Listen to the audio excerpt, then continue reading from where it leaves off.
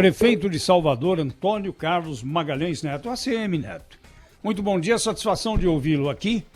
E, inicialmente, nós gostaríamos que o senhor dissesse quais as medidas que a Prefeitura de Salvador está tomando, adotando em relação ao combate ao coronavírus, que é a grande preocupação hoje nacional. Como é que está a situação em Salvador? A gente sabe que o baiano é sempre festivo, gosta de ir para a praça é do povo, só que nesse momento não é recomendável, né, prefeito? Bom dia. Bom dia, é um prazer enorme falar contigo. Um bom dia a todos os amigos ouvintes da Bandeirantes. De fato, nesse momento nós não temos escolha, infelizmente. Se tem uma cidade no Brasil que é marcada pela festa, que é marcada pelo calor humano, pela interação entre as pessoas, essa cidade é Salvador. Mas nós, desde o início do enfrentamento à pandemia, ao coronavírus, tivemos que tomar medidas duras, difíceis, mas necessárias, de promover isolamento social, de suspender diversas atividades na capital. É claro que isso aflige muito a todo mundo, chega num ponto que depois de um certo tempo as pessoas começam a ficar inquietas em suas casas, além, é claro, de todo o efeito econômico, do desemprego, da perspectiva de perda de renda. A gente sabe o drama que todo mundo está vivendo. No entanto, no caso aqui de Salvador especificamente, nós estamos entrando na fase crítica de enfrentamento ao coronavírus. A perspectiva é de um agravamento do quadro entre o final do mês de maio e início do mês de junho, e por isso mesmo, ao invés de liberar as pessoas, de relaxar as medidas, nós vamos ter que tomar, pelo contrário, medidas um pouco ainda mais restritivas.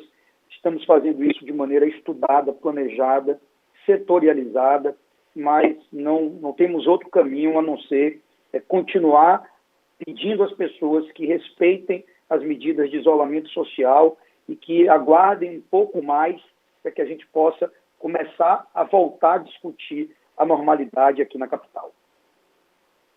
Prefeito, muito bom dia, Cláudio Humberto aqui falando. Eu gostaria de saber, o senhor anunciou lockdown setorizado. Como é que isso vai funcionar? O lockdown, as pessoas são proibidas de circular nas ruas, né? Que tipo de controle isso vai ser feito setorizado?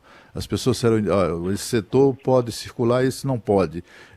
De que maneira aquele setor que está proibido de circular será, digamos assim, fiscalizado ou contido? Bom dia, Cláudio. Prazer falar com você. Na verdade, essa palavra lockdown, ela se tornou quase que um adjetivo para qualificar, né, aquelas situações em que há uma restrição total. Eu aqui não estou chamando de lockdown. Eu estou chamando aqui de medidas de proteção às pessoas nos bairros da cidade. Então, nós fizemos um sombreamento de diversos dados.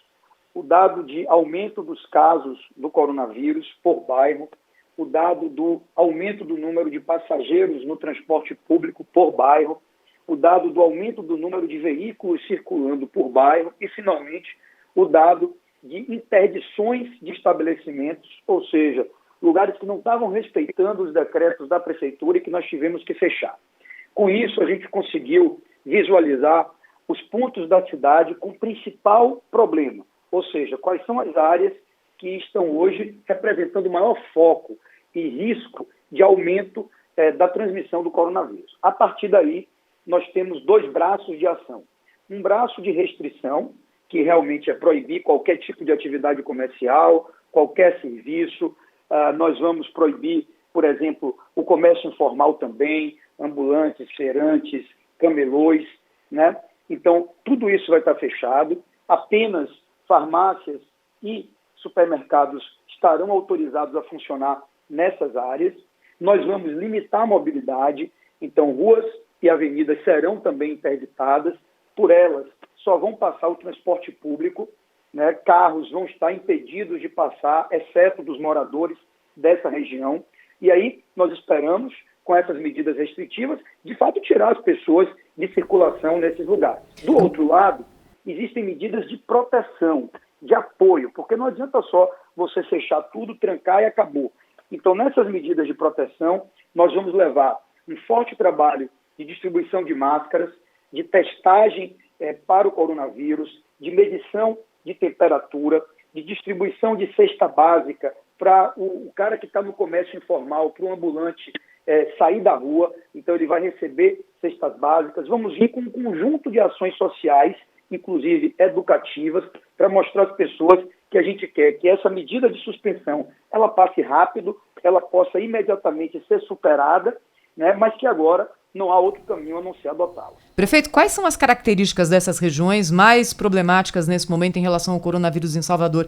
São as regiões mais populosas, mais também carentes, não? Olha, o coronavírus começou aqui em regiões mais centrais da cidade, bairros de classe média e classe média alta de Salvador, especialmente em função dessa interconexão com viagens ao exterior. Mas depois ele foi se espalhando. E hoje a gente percebe que a dinâmica de aumento dos casos, ela está principalmente concentrada em bairros mais periféricos, em bairros de renda mais baixa da nossa cidade, né? Então, são bairros onde o comércio de rua ele não foi totalmente limitado num primeiro momento, e agora a gente vai ter que restringir nesses lugares todo o comércio. São bairros onde a gente percebe um grande número de pessoas se movimentando no transporte público, e por isso nós vamos ter que limitar o acesso ao transporte público nesse momento. Então, e aliás, aqui também teve uma coisa, eu sei que isso aconteceu em outros lugares do Brasil. No começo da pandemia, as pessoas mais pobres achavam que o coronavírus era uma doença que só ia chegar aos ricos, e que isso não ia chegar na periferia, e que, portanto, podia continuar a sua vida normal sem problema. E eu vim alertando desde o começo, gente, cuidado, essa doença pega todo mundo, não há distinção de classe, de cor, de gênero, de nada disso. E está provado agora que realmente é o fato, e por isso nós vamos ter que tomar essas medidas, sobretudo em bairros mais periféricos da cidade. Mas também, já no primeiro anúncio que eu vou fazer, tem uma área do centro antigo de Salvador que vem tendo grande movimentação e, portanto, trazendo risco, que também vai ser interditado.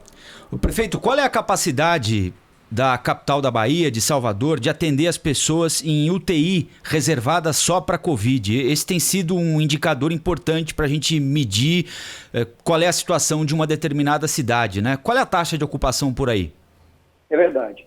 A taxa de ocupação hoje até nem é tão alta. Nós estamos com uma média de 35% de ocupação dos leitos de UTI disponíveis especificamente para o coronavírus. No entanto, quando a gente olha a projeção dos números e a perspectiva para, a partir da segunda quinzena de maio e do começo de junho, a gente fica muito preocupado, porque há sim um risco de colapso.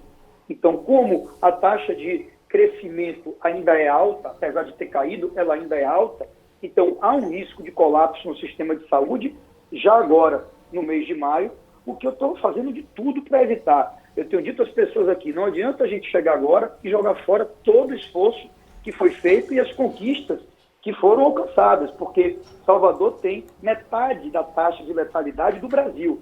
Nós estamos longe de nos enquadrarmos naquelas situações mais graves. Só que eu tenho trabalhado com cautela, com prevenção, me antecipando. Então, quando eu vejo o quadro poder se agravar muito, e a gente, por exemplo, pode vir a ter, no começo de junho, mais de 70 óbitos por dia. E não há sistema de saúde que suporte isso. Daí porque a necessidade de adotar essas medidas de restrição imediatamente. Prefeito, muito ouvinte pode estar pensando o seguinte, e até acho que gostaria de fazer essa pergunta para o senhor, né? Não é melhor decretar o lockdown de uma vez, 2 semanas, vamos fechar tudo e vamos passar por isso de uma vez, do que a gente ficar aguardando essa possibilidade, ficar postergando e no futuro saber que isso será inevitável e teremos de ter uma restrição mais rígida, né? O que o senhor pode responder para as pessoas que estão ouvindo o senhor aqui na Rádio Bandeirantes e estão com essa dúvida na cabeça? Eu acho que até pode ser, e se fosse o governador, talvez até já tivesse adotado essa medida agora, essa semana. Mas a decretação do lockdown não depende da prefeitura. Por mais que não haja definição legal de a quem cabe decretar o lockdown, mas o lockdown significa todo mundo fica dentro de casa, ninguém pode sair para a rua. Só quem pode fazer cumprir essa medida é o governo do Estado, porque tem o poder de polícia.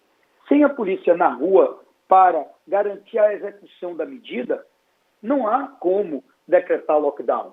Eu tenho dito aqui em Salvador que caso o governo do Estado da Bahia queira avançar nesta direção, eu estou pronto para discutir com o governo, participar do planejamento de como seria o lockdown e até, se for o caso, dividir o ônus dessa medida, porque a gente sabe que é uma medida polêmica, que tem reações, e eu não tenho responsabilidade, não tenho aqui nenhuma dificuldade de assumir responsabilidade. Agora, a Prefeitura, nem a de Salvador, nem nenhuma outra, tem condições de decretar lockdown, porque sem o poder de polícia na rua para fazer cumprir, de nada adianta. Prefeito, o senhor é presidente nacional do Democratas, né? Que é um dos principais partidos do nosso país, e a gente precisa aproveitar a sua presença aqui no nosso programa para colocar também a pauta política aqui em discussão. Eu tenho muita curiosidade de saber do senhor uma avaliação com a sua experiência em relação ao seu projeto político, mas sobretudo em relação ao país. Ontem tivemos a segunda condenação por corrupção e lavagem de dinheiro do ex-presidente Lula, o que de fato reforça ainda mais a constatação de que ele está fora disso, né? Está fora desse processo.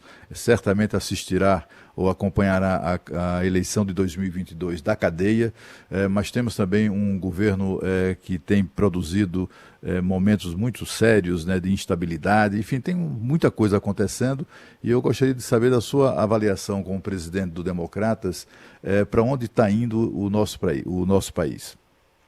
Olha, Cláudio, eu tenho procurado trazer palavras de muito equilíbrio nesse momento, porque é natural que existam muitas especulações no cenário político. O Brasil, além de viver uma crise sanitária e econômica sem precedentes, ainda tem que conviver com uma crise política e, por que não dizer às vezes, até mesmo institucional. Eu tenho conversado muito com os presidentes da Câmara e do Senado, ambos do meu partido, tenho conversado com autoridades do Judiciário e já conversei com o próprio presidente da República, estive com ele há poucos dias no Palácio do Planalto. Eu tenho dito o seguinte, olha, o momento agora é da gente tentar construir pontes. Prefeitos, governadores, presidente, executivo, legislativo, judiciário, todos precisam estar juntos para o enfrentamento da crise e para olhar o dia de amanhã. Porque, veja, nós políticos somos muito instados, a gente como vive disso, a gente acaba sendo muito instado a especular, a tentar projetar o futuro, a tentar avaliar que consequências isso tudo tem em 2022, mas muitas vezes a gente esquece o que está acontecendo na ponta. A pessoa que está sofrendo hoje, que perdeu seu emprego, que está com medo de perder, a pessoa que mais ainda está passando fome, porque tem muita gente na periferia do país passando fome, não quer saber do projeto do político A, B ou C, se ele vai ser candidato ou não, se ele vai fazer isso ou não vai. Quer saber o seguinte, o que cada um agora pode fazer para melhorar ali a sua vida e para ajudar a superar essa crise. Então, eu lamento que muitas vezes o foco seja desviado. É verdade, a gente não pode deixar de admitir que o desvio do foco, infelizmente, acontece, às vezes, por atitudes do próprio Palácio do Planalto.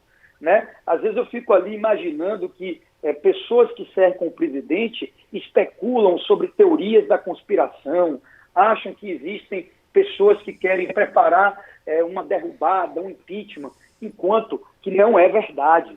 Né? Pelo menos os políticos mais responsáveis desse país estão preocupados em enfrentar o coronavírus, salvar a vida e como é que recupera a economia mais adiante.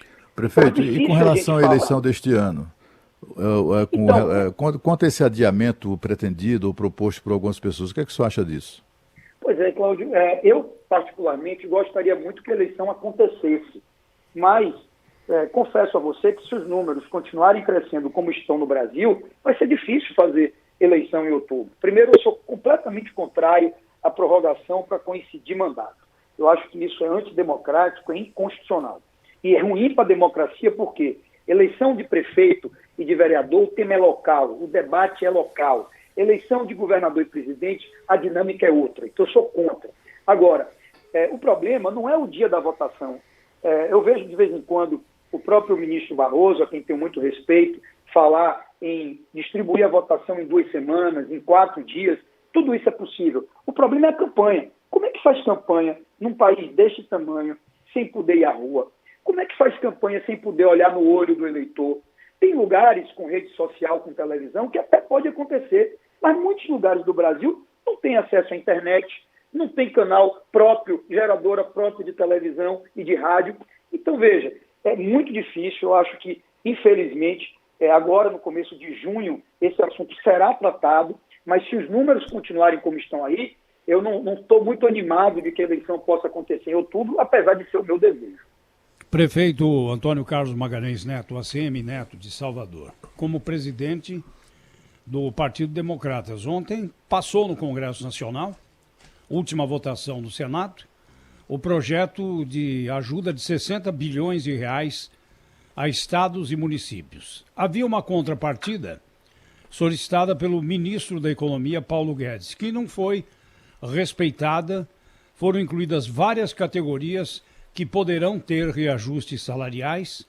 E como o senhor disse, né, os 2 presidentes, tanto da Câmara como do Senado, são do seu partido, e o relator no Senado era exatamente Davi Alcolumbre, que queria incluir os professores nas categorias que não receberiam aumento, mas sob pressão acabou deixando de fora os professores e incluindo só os policiais legislativos, que era outra aberração. Como é que o senhor vê tudo isso, esse custo Brasil? Seu partido tem grande responsabilidade em diminuir isso. É verdade, eu sempre fui um defensor do equilíbrio das contas públicas, do respeito à necessidade do ajuste fiscal. Fiz isso aqui em Salvador. Só consegui chegar agora nessa crise, ampliando o sistema de saúde, teve um conjunto de ações na área social, porque fiz o meu dever de casa. Sem dinheiro a gente não vai para lugar nenhum. Eu, por exemplo, defendia que o Congresso Nacional exigisse de prefeitos e governadores essas contrapartidas. É claro que não dá para pensar em reajuste nos próximos 2 anos. Eu cheguei no 8º ano do meu mandato agora, preparado para dar o maior reajuste de todo o período, e tive que suspender. Não dá para pensar em reajuste, pelo contrário. O que prefeito e governador agora tem que fazer é se virar para conseguir pagar o salário em dia, para não atrasar salário, não atrasar fornecedor, não demitir gente. É claro que não dá para pensar em reajuste para o serviço público nesse momento. Então, neste caso, eu concordava com a posição do ministro da Economia, defendi e, aliás, já estou praticando aqui em Salvador, porque quando chegou a crise, eu cortei uma série de despesas, inclusive o meu próprio salário, em 30%, cortei gratificação de cargos de confiança, né? Diminuí o número de terceirizados para a conta fechar, porque não dá para a gente apostar que a viúva, nesse caso o governo federal, vai conseguir pagar a conta toda. É claro que ele tem que pagar uma parte da conta, porque estados e municípios são a ponta mais fraca desse elo, mas eu não sou a favor de farra fiscal, do liberou geral. Não é justo que isso aconteça nesse momento. Eu queria agradecer ao prefeito de Salvador, ACM Neto, que falou ao vivo conosco aqui na Rádio Bandeirantes. Obrigada, prefeito. Até a próxima. Bom trabalho, hein? Obrigado, um bom dia, um bom trabalho. Foi um prazer falar com vocês.